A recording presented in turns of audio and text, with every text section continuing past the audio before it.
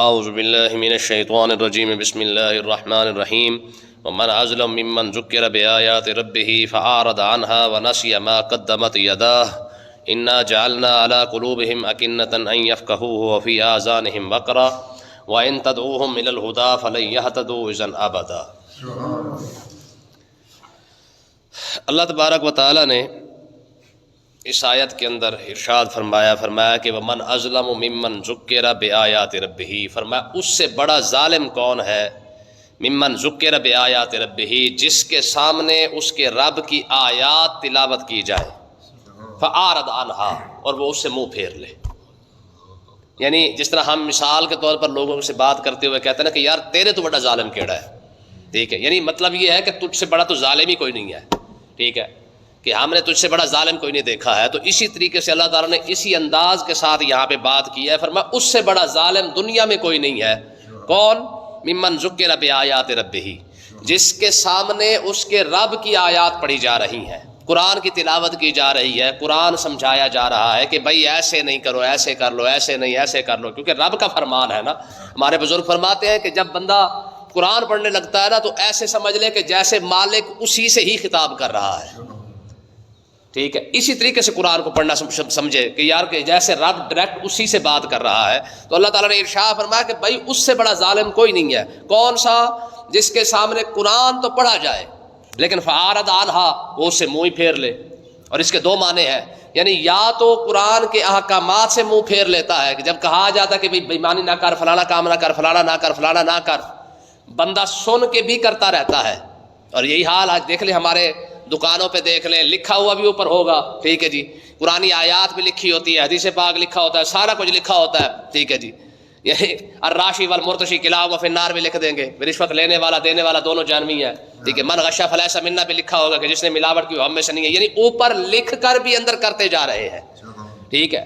تو اس سے منہ پھیرنا یہ ہوتا ہے کہ پتہ ہونے کے باوجود بھی فأعرض عنہا، بندہ اس سے رب کے حکم سے منہ موڑ لے۔ اور دوسرا اس کا معنی یہ ہو سکتا ہے کہ بندہ قرآن سنے لیکن اسے اچھا نہ سمجھے، پسند نہ کرے۔ اور یہ ہمارے محفلوں کے اندر عام ہے، آپ جب شعر و شاعری سنائیں گے تو لوگوں کا مزاج اور ہوگا، طبیعت حشاش بشاش ہو جائے گی، داد بھی دیں گے، پیسے بھی پھینکیں گے، سارا کچھ کریں گے، لیکن جب وہی خطیب قرآن سنائے گا تو لوگوں کے جناب والا موڈ ہی خراب ہو جاتا ہے کہ یار کیڑے پاسے لگ گیا۔ یعنی یا تو فأعرض عنہا، یا تو قرآن کے احکامات کو چھوڑ دے، یا پھر کیا کرے کہ قرآن سننا ہی پسند نہ کرے۔ اور آج دیکھ لیں ہماری قوم جتنا شعر و شاعری کو پسند کرتی ہے اتنا قرآن اور حدیث کو کہاں پسند کرتی ہے۔ آپ لوگوں کے سامنے قرآن سنائیں گے موڈ اور ہو جائے گا، لوگوں کے سامنے، انہی لوگوں کے سامنے، اسی محفل میں، اسی تقریر کے اندر جب آپ شعر و شاعری سنائیں گے تو موڈ ہی بدل جائے گا۔ تو اللہ تعالیٰ نے ارشاد فرمایا کہ بھائی اس سے بڑا ظالم کوئی نہیں ہے جس نے رب کا قرآن سنا اور منہ پھیر بیٹھا، ٹھیک ہے۔ اور آگے فرمایا وَنَسِیَ مَا قَدَّمَتْ يَدَاهُ، ٹھیک ہے، اور بھول گیا ہے کہ اس نے آگے کیا بھیجا ہے، ٹھیک ہے، یعنی اسے یاد ہی کوئی نہیں رہا کہ میں کر کیا رہا، وہ آگے وَمَا قَدَّمَتْ يَدَاهُ، جو کچھ وہ آگے بھیج رہا ہے اسے بھول بیٹھا ہے کہ میں آگے بھیج کر رہا ہوں۔ تو اس کا مطلب یہ ہے کہ جو ہم کر رہے ہیں یہ آگے تو جمع ہو رہا ہے، نوٹ تو کیا جا رہا ہے، اِنَّا نَحْنُ نُحْيِي الْمَوْتَى وَنَكْتُبُ مَا قَدَّمُوا، جو بھی تم بھیج رہے لکھ کر رہے ہو ہم اسے لکھ رہے ہیں، قیامت والے دن تیرے ہی آگے رکھ دیں گے۔ اور یہ رب کا قیامت والے دن بڑا عجیب بات ہے کہ اللہ تبارک و تعالیٰ نامہ اعمال کو بندے کے سامنے رکھ کے کہے گا کہ آپ پہ پڑھ، یعنی یہ تیرا ہی نامہ اعمال ہے، خود ہی اس کو پڑھ لے کہ تو نے کیا کیا ہے، جوانی کیسے گزری ہے وہ بھی لکھا ہوا ہے۔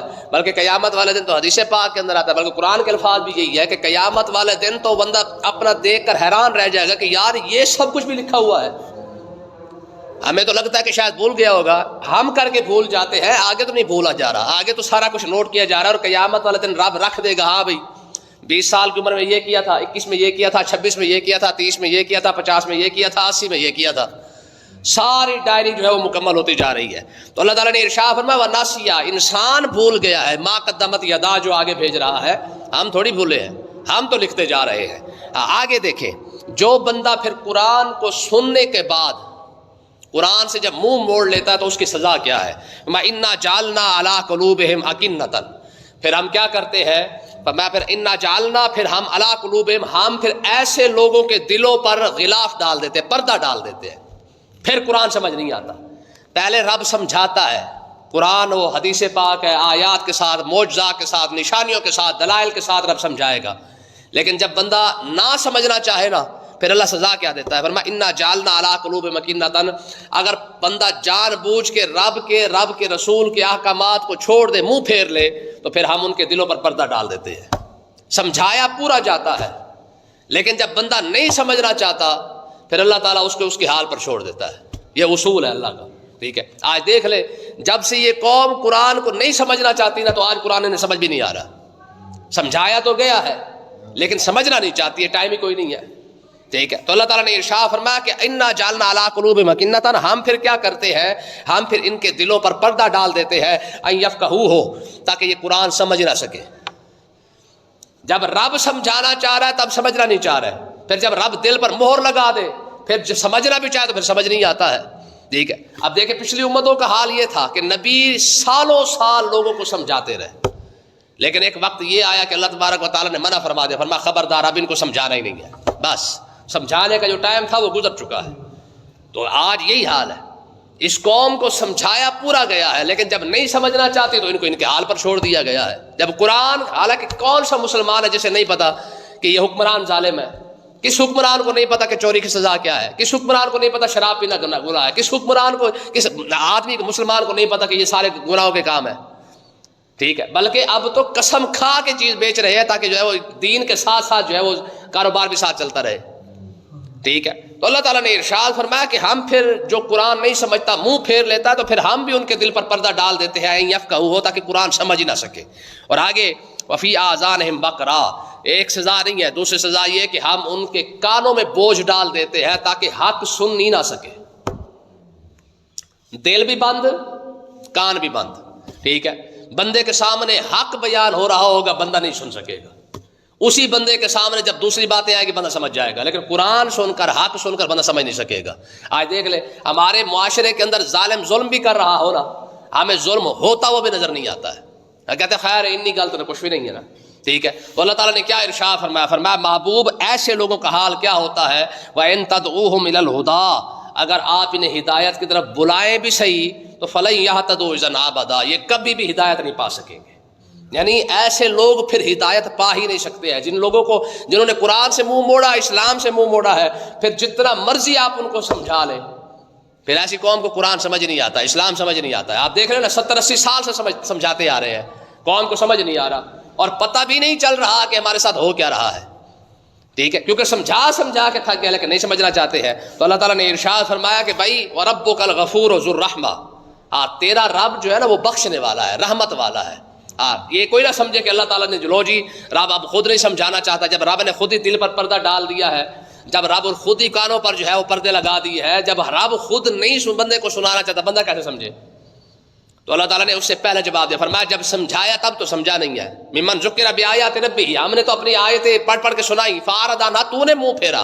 جب منہ پھیرا تو سزا یہ ملی ہے کہ اب دل پر پردہ ڈال دیا ہے. ٹھیک ہے، فرمایا تیرا رب جو ہے نا وہ بخشنے والا ہے، رحمت والا ہے. سبقت رحمتی علی غضبی، حدیث پاک کے الفاظ ہیں. فرمایا اللہ تعالیٰ نے اپنے غضب پر اپنی رحمت کو غالب رکھا ہوا ہے. ٹھیک ہے، اپنے غضب پر اپنے رحمت کو غالب رکھا ہے رب نے.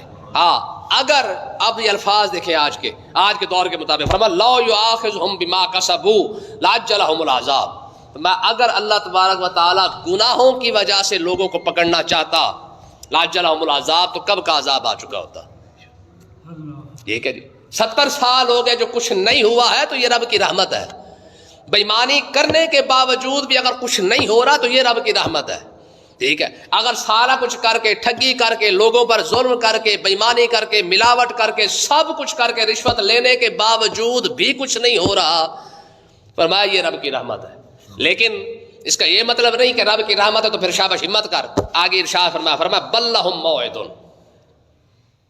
ہم نے ایک ٹائم رکھا ہوا ہے. رحمت کا مطلب یہ نہیں کہ تجھے کھلی چھٹی دے دی کہ شاباش ہمت کر بھائی.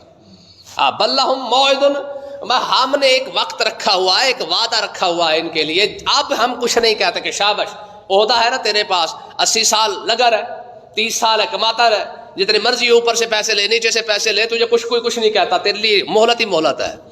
لیکن لن یجدوا من دونہ موئلا، جب وقت ختم ہو جائے گا نا تو پھر کوئی مہلت یا کوئی پناہ نہیں پا سکے گا. دیکھیں نا، جب عہدہ ہوتا ہے تو حال کچھ اور ہوتا ہے، جب عہدہ نکل جاتا ہے وقت گزر جاتا ہے نا. ایک بادشاہ نے نا وزیر کو کہا، اس نے کہا یار کوئی ایسی شے مجھے بتا یا لکھ کے لے آ جسے میں اب دیکھا کروں اور مجھے خدا یاد آئے. تو وزیر گیا، اس نے جا کے اللہ جانے انگوٹھی پر یا تختی پر یا کسی چیز پر لکھوا کے لے آیا. کیا لکھا تھا؟ یہ وقت بھی گزر جائے گا.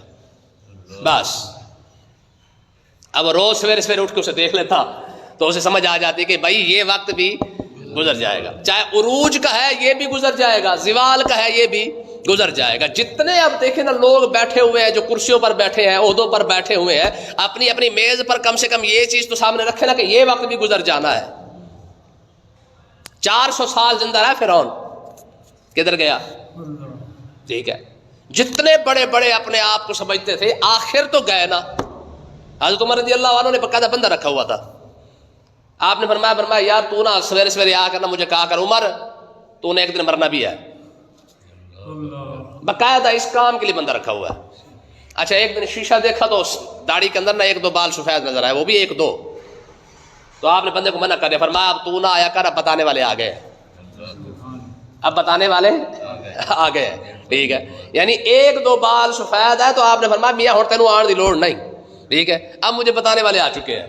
کیا مطلب ہے؟ داڑھی سفید ہو گئی ہے، ابھی پتہ چل گیا کہ بس بھائی یہ آخری لمحات چل رہے ہیں، آخری وقت چل رہا ہے. ٹھیک ہے نا. تو ہمارے بزرگ فرماتے کہ ایک بندے کے اسرائیل علیہ السلام کے ساتھ یاری لگ گئی. تو اس نے کہا یار تو سب کے پاس آ جاتا بغیر بتائے. ٹھیک ہے، تیری مہربانی جب میرے پاس آنا تو بتا کے آنا تاکہ میں ذرا تیاری کر سکوں. تو اسرائیل علیہ السلام نے فرمایا ٹھیک ہے بتا کے آؤں گا. اچھا جب ٹائم گزر گیا تو اسرائیل علیہ السلام آگے بولے چل بھائی کاکا ٹائم ختم ہو گیا. تو اس نے کہا یار تیرا میرا وعدہ تھا ابھی تو مجھے بتا کے آئے گا اور تو بغیر بتایا ہے. تو آپ نے فرمایا غلط، میں نے کافی پیغام بھیجے تھے تجھے سمجھ نہیں آئی تو میں کیا کروں. اس نے کہا تیرا تو کوئی پیغام نہیں میرے پاس آیا. اس نے کہا جب بچپنا تھا گزرا تو پیغام نہیں تھا کہ بچپن نہیں رہا، اب اگلا سٹیپ آ چکا ہے. جوانی آئی، یہ دوسرا پیغام تھا کہ بھائی کاکا اگر بچپنا نہیں رہا تو جوانی بھی نہیں رہنی ہے. جب جوانی گزر رہی تھی، جو میچور پن تھا، جو 30-40 سال کی عمر تھی، وہ تیسرا پیغام تھا کہ بھائی جوانی نہیں رہی، یہ وقت آ چکا ہے، تیاری کر لے. کہا جب داڑھی آ چکی تھی، کالی تھی، تب پیغام اور تھا کہ بیا پہلے کچھ بھی نہیں تھا، اب داڑھی آ چکی ہے، اب بال جو ہے وہ کٹنے والے ہو چکے سارا معاملہ. ٹھیک ہے. کہا چوتھا پیغام یہ تھا کہ جب وہ تیرے بال سفید ہونا شروع ہوئے، یہ بھی تو میرا پیغام ہی تھا کہ بھائی اب سمجھ لے کہ کام نیڑے ہے. کہا میں نے تو بھائی اتنے سارے پیغام بھیجے، تجھے سمجھ نہیں آئے نا. ٹھیک ہے، میں نے تو سارے پیغام بھیجے تو تجھے سمجھ نہیں آیا، باقی میں نے کوئی پیغاموں کے اندر کوئی کسر نہیں رکھی ہے. تو اللہ تعالیٰ نے ارشاد فرمایا کہ بھائی تیرا رب جو ہے وہ بخشنے والا ضرور ہے، رحمت والا بھی ہے، لیکن اگر گناہوں پر رب پکڑنا چاہتا تو کون بچ جاتا؟ مجھے آپ بتائیں. وہ تو صرف اور صرف نبی ہے یا فرشتے ہیں، اس کے علاوہ تو پھر اللہ ہی معاف کرے، اللہ خیر کرے.